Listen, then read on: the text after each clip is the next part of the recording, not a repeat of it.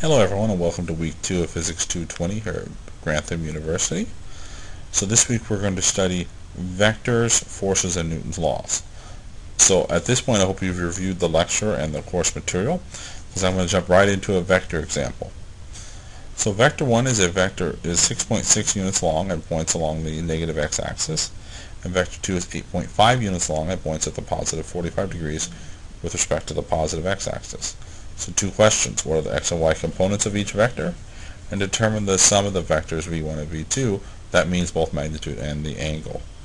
So first we see, remembering our decomposition, that v1x is v1 cosine theta 1 and v1y is v1 sine theta 1, and similarly v2x is v2 cosine theta 2 and v2y is v2 sine theta 2.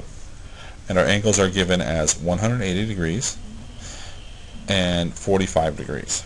And that's again from the geometry, 180 degrees in negative x-axis, and it said it was 45 degrees above the positive x-axis. So v1x ends up being numerically negative 6.6, v1y is 0, v2x ends up being 6.01, and v2y is 6.01. They're both the same. So remembering how we combine these, the resultant vector components vrx, and vry, you just sum the x and y components. So for vrx we get negative 0.6, and for vry we get 6, close enough. We can drop to 0.01 at this point.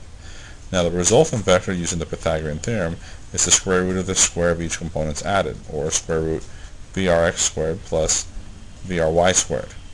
So numerically this is the square root of negative 0.6 squared plus 6 squared, which gives 6.04. Now again, reviewing how we get our angles, we see that the angle here is 180 degrees plus the inverse tangent of the absolute value of 6.01 over negative 0.6, and this equals 84 degrees. Again, there was a lot of assumption that you knew these equations. Please review them in the book beforehand and maybe re-listen to the lecture if you had any questions. So next we have weight and mass. Another fundamental and scalar quantity we come across this week is mass. Mass is the amount of matter in an object. Next, closely related but not quite the same thing, is something called weight. Weight is actually a type of force, which is a vector, such that the weight is defined as weight is mass times acceleration due to gravity, where g is numerically 9.81 meters per second squared, and this is the acceleration due to the Earth's gravity. So we can see that they're technically not the same thing, but very closely related. This is why many people actually confuse weight and mass. Going back to g, we'd also call this the force of gravity on the surface of the Earth. And in general, the force of gravity for any two objects is capital G, notice there's a difference, times m1 over times m2 over r squared, where r is the distance between them, m1 and m2 are the two masses in question, and our capital G here is Newton's universal law of gravitational constant. That's Newton's universal law of gravitation there. And this gravitational constant is 6.67 times 10 to the negative 11 Newton meters squared per kilogram squared. Next we move on to Newton's laws. So let's actually review each of these laws, and on the next slide I will quote-unquote interpret them. So Newton's first law says if an object is at rest, it will stay at rest, and if an object is in motion in a straight line, it will stay in motion in a straight line unless they are acted upon by a force. Next, Newton's second law is the net force on an object is equal to its mass times its acceleration, or F net equals ma. And last but not least, for every force, there's an equal and opposite reaction force. So what I'm going to do on the next slide is sort of interpret these and give a physical connection for each of them.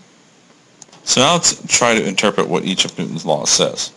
So what the first law states is that it takes a force to change the motion of an object, or any non-zero net force will make the object's motion change. Looking back to week 1, we described the motion of an object as its velocity.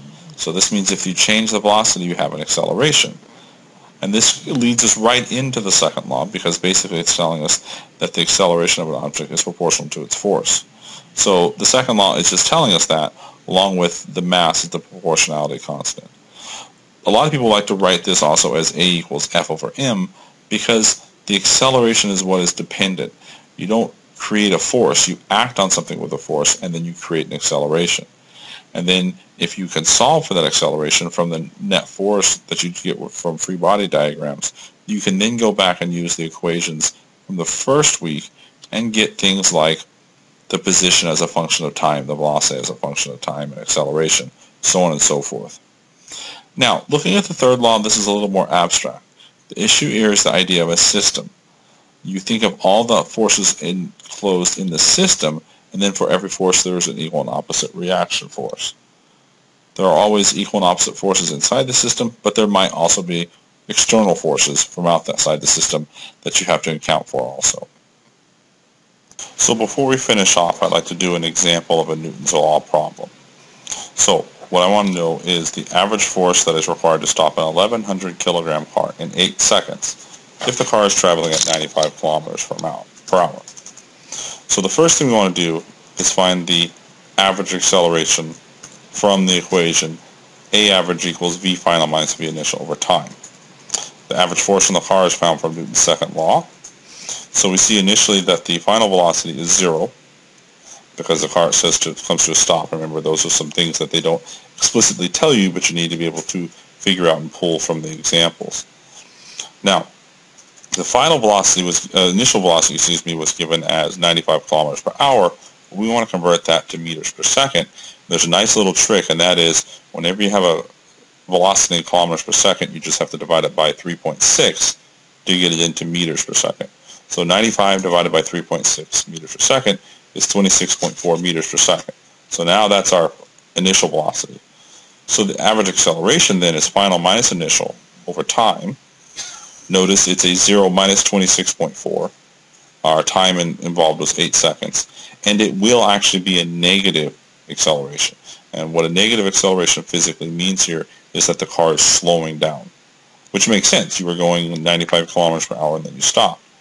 So finally, 26.4 meters per second divided by 8 seconds is, again, remember the minus sign, negative 3.3 meters per second squared.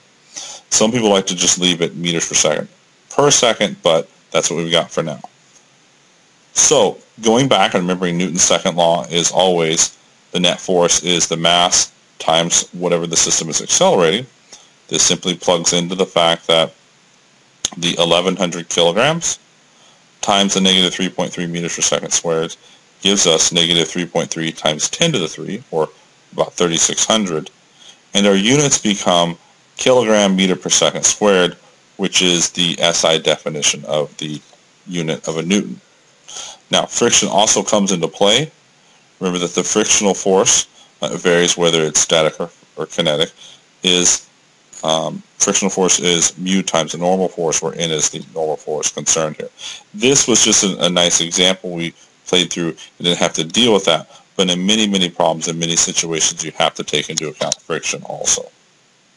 So again, just to recap how we deal with forces, you're going to break down all the forces into their x and y components in 2 dimensions. Just like we did with our first vector example, to get the net force, you add all the x's and all the y's together. And then this is important because once you break down those forces, we can then use to get the acceleration, like I mentioned, and then this gives us a way to calculate velocities and displacements as a function of time and the initial values. Well, that wraps up this week. Please, if you have any questions, email your instructor, and I hope to see you all next week.